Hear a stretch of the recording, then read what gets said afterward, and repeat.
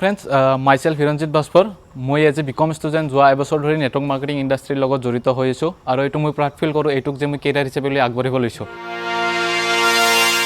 ইয়াৰ আগৰ ভিডিঅ'টোত আপোনালোকৰ লগত ভেষ্টিজৰ মাৰ্কেটিং প্লেনৰ প্ৰথম ভাগটো আমি আলোচনা কৰিছিলোঁ যিসকলে সেই ভিডিঅ'টো চোৱা নাই তেওঁলোকে প্লিজ ডেছক্ৰিপশ্যনত লিংকটো দিয়া আছে লিংকত গৈ আপোনালোকে ক্লিক কৰি চাব পাৰে ভিডিঅ'টো আৰু আজি যিখিনি পৰৱৰ্তী অংশ আছে সেই বিষয়ে আজি আমি আলোচনা কৰিম সো ভিডিঅ'টো আপোনালোকে চাই থাকিব যোৱা ভিডিঅ'টোত অলৰেডি আপোনালোকৰ লগত আলোচনা কৰিছিলোঁ ভেষ্টিজৰ 7 ধৰণৰ ইনকামনো কি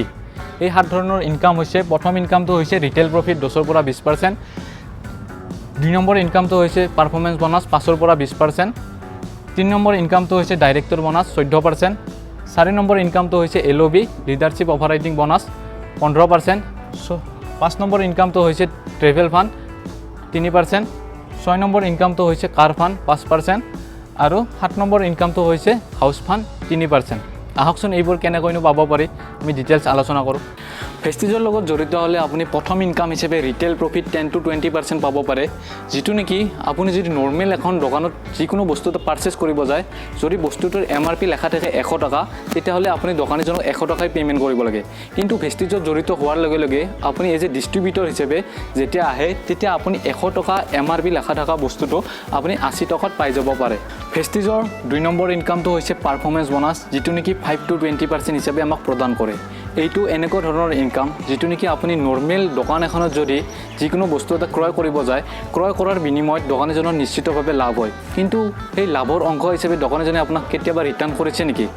নিশ্চয় কৰা নাই কিন্তু ভেষ্টিজৰ পৰা যদি আপুনি সেই একেই সামগ্ৰীখিনি যদি পাৰচেজ কৰে সেই পাৰচেজ কৰাৰ বিনিময়ত আপোনাক লাভৰ অংশ হিচাপে ৰিটাৰ্ণ কৰে যেটো নেকি সাবসিডি বুলিও ক'ব পাৰি ভেষ্টিজৰ 3 নম্বৰ ইনকামটো হৈছে ডাইৰেক্টৰ বোনাছ যেটো নেকি এটা ৰয়েলটি ইনকাম কোম্পানীয়ে 14% প্ৰভাইড কৰে এই ইনকামটো পাবৰ কাৰণে যদি আপুনি নিজৰ লগতে 6 জন ৰিলেটিভ বা ফ্ৰেণ্ড সাৰ্কেলৰ কথাটো ডিসকাশন কৰে তেতিয়া আপুনি এই ইনকামটো পাব পাৰে সাপোজ আজিৰ পৰা আপোনালোকে জোৰ পৰা নহলে বজাৰ কৰি আছিল বজাৰ কৰাৰ বিনিময়ত আপোনালোকে পইণ্ট পোৱা নাছিল কিন্তু ভেষ্টিজৰ তাত যেতিয়া আপুনি 30 টকাৰ বজাৰ কৰিব তেতিয়া আপুনি 1 পইণ্ট পাব সাপোজ আমাৰ মান্থলি ঘৰত মিনিমাম খৰচ 3000 ৰ পৰা 10000 টকা লাগি যায় আমি যদি মিনিমাম 3000 টকাৰ বজাৰ কৰো ভেষ্টিজৰ তাত আমি 100 পইণ্ট পাওঁ সাপোজ আপুনি 100 পইণ্টৰ বজাৰ কৰিলে নিজে আপুনি নিজৰ ফ্ৰেণ্ড সাৰ্কেলৰ 6 জনৰ লগত কথাটো ডিসকাশন কৰিলে তেওঁলোকৰ যদি ভেষ্টিজৰ পৰা বজাৰ কৰে সাপোজ এও 100 পইণ্টৰ বজাৰ কৰিলে মানে 3000 টকাৰ বজাৰ কৰিলে এও 100 পইণ্টৰ বজাৰ কৰিলে এও সাপোজ 50 পইণ্টৰ বজাৰ কৰিলে এও 150 পইণ্টৰ বজাৰ কৰিলে এও 200 পইণ্টৰ বজাৰ কৰিলে এও 300 পইণ্টৰ বজাৰ কৰিলে এই পইণ্টখিনি যে এওঁলোকে বজাৰ কৰাৰ বিনিময়ত কি হয় এই পইণ্টখিনি সেম পইণ্টখিনি আপোনাৰ তাত আহি এড হয় এই সেম পইণ্টখিনি আপোনাৰ তাত আহি এড হয় এতিয়া চাওক যেহেতু আপোনাৰ তাত 100 পইণ্ট জমা হৈছে আপোনাৰ তলত 900 পইণ্টৰ বজাৰ হৈছে এই 900 পইণ্ট আহি আপোনাৰ তাত যোগ হ'ব আৰু আপোনাৰ টোটাল পইণ্ট হ'ব 1000 পইণ্ট আপোনাৰ তাত জমা হ'ব আপোনাৰ তাত 1000 পইণ্ট জমা হ'ব আমাৰ ইয়াত এখন স্ল্যাব আছে আপুনি যদি 1 ৰ পৰা 500 পইণ্ট আপোনাৰ তাত জমা হয় আপুনি থাকিব 5% স্ল্যাবত আপুনি যদি 500 1 ৰ পৰা 2000 পইণ্ট আপোনাৰ তাত জমা হয় আপুনি থাকিব 8% স্ল্যাবত যেহেতু আপোনাৰ তাত 1000 পইণ্ট জমা হৈছে আপুনি আছে 8% স্ল্যাবত 8% স্ল্যাবৰ আছে এনেকৈ নেক্সট মাহত যেতিয়া আপুনি বজাৰ কৰিব যাব এই 1000 ৰ লগত পইণ্টবিলাক প্লাস হৈ গৈ থাকিব কাৰণ এইটো হৈছে এটা একুমুলেশন প্ল্যান যি প্ৰত্যেক মাহতে যোগ হৈ গৈ থাকে এই কেতিয়াও শূন্য আহি নাপায়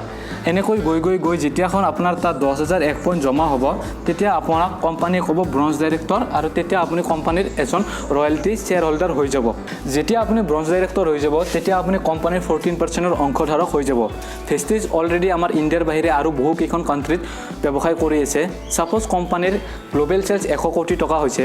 এই 100 কোটিৰ কি কৰে আপোনাক 14% ডাইৰেক্টৰ বোনাছ হিচাপে এটা লাভৰ অংশ উলিয়াব